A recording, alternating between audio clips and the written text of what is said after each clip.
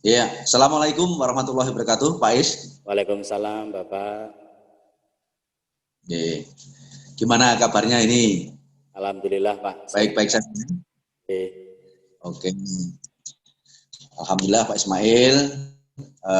Semoga kita semua dalam lindungan Allah Subhanahu Wa Taala sehat walafiat.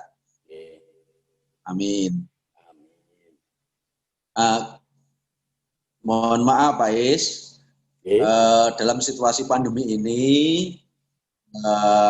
kami selaku kepala sekolah akan mensupervisi terkait dengan proses pembelajaran atau PJJ yang panjenengan lakukan.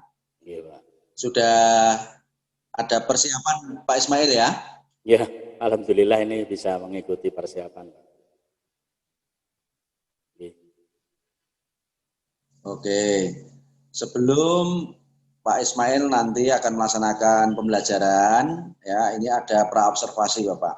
Di dalam praobservasi ini ada beberapa yang ingin kami tahu. Kira-kira yang pertama, KD apa Pak yang akan Bapak sajikan nanti Pak? Insya Allah KD yang pertama tentang web, yaitu pengantar HTML, Bapak. Oh ya, pengantar HTML. Terima kasih. Kemudian yang kedua Pak, kira-kira metode apa yang akan Bapak gunakan dalam membahas KD ini Pak?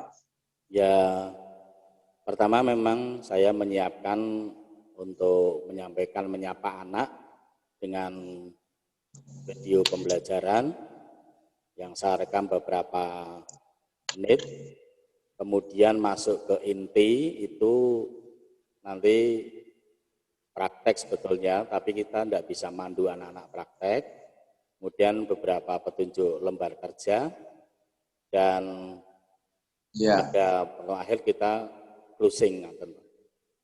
Jadi secara online Pak, melalui daring. Oke, Pak. Alat dan bahan apa, atau mungkin sumber belajar apa yang akan Pak Ismail gunakan untuk menyajikan KD ini, dan kira-kira mempunyai alasan apa Pak panjenengan menggunakan alat itu Pak? Ya, pertama kan kita kan online, otomatis mau tidak mau saya harus menjaga perangkat, terutama ya perangkat untuk ya yang saya punyai, yaitu menggunakan laptop atau PC, terutama kemudian cek jaringan internet. Kalau ada jaringan internet ya kita bisa tethering dengan HP. Kemudian untuk anak-anak lah, ini kesulitan di anak ini saya. Jadi tidak semua anak punya laptop, jadi ada beberapa saja. Namun tidak mengurangi makna dari belajar. Inti yang disampaikan itu menggunakan peralatan online, yaitu mau tidak mau kita harus basisnya internet. Ngaten Pak?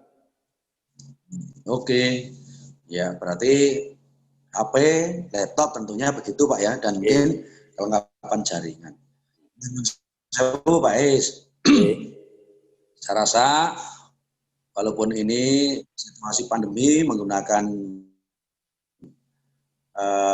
peralatan yang terbatas, kira-kira bagaimana Pak, jurus atau tahapan seperti apa Bapak? Ya, tahapannya memang kita membuat, kalau tadi pengantar di pembelajaran ini kan tidak mungkin online terus, kasihan kuota belajar dari anak-anak. Ini tentunya kita bikinkan tutorial dan baik melalui video sehingga satu arah. Jadi anak bisa belajar menggunakan tutorial itu tapi searah. Namun ada arahannya secara online beberapa menit, kemudian anak langsung offline kembali mempraktekkan sendiri atau melihat tayangan videonya. Betul Pak? Nyun sewu, kemudian barangkali ada persiapan secara khusus kira-kira apa Pak? Mungkin yang panjenengan siapkan secara khusus untuk menghadapi ini Pak, menyajikan KD ini Pak?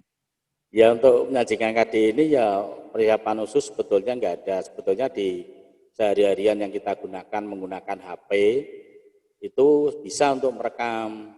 Namun ada beberapa aplikasi yang dapat kita install dan itu secara gratis melalui Play Store atau App Store yang sudah punya. Kemudian ya beberapa peralatan recording video, Pak. Yang jelas ada aplikasi ini. Nyun sewu, Pak. Di dalam membahas KD tadi terkait dengan HTML, kira-kira materi yang paling sulit ya berdasarkan perkiraan Pak Ismail apa kira-kira? Dan kenapa materi itu dikatakan sulit, Pak? Ya, terutama kan kita ada bahasa istilahnya itu tag HTML, TAG itu tag HTML itu artinya skrip yang harus diketik oleh anak, kemudian mengembed namanya, itu menampilkan file bentuk video, menampilkan file bentuk tag dan format tag. Itu yang kadang sulit bagi anak-anak. Oh iya. Kenapa demikian, Pak ya? Ya, memang itu tahapan-tahapan dari kesulitan materi itu seperti itulah. Ini biasanya anak-anak itu sulit di situlah. Kemudian kita bimbing satu persatu. Kita memberikan saya memberikan contoh. Ini loh, coba kalau kamu belum bisa, ya diketik persis saja. Kalau bisa tampil, itu langkah pertama. Kemudian kalau yang kedua, kamu bisa membuat sendiri persis, artinya tidak copy paste dan berhasil, berarti Anda sudah menguasai kompetensi. Oke, baik.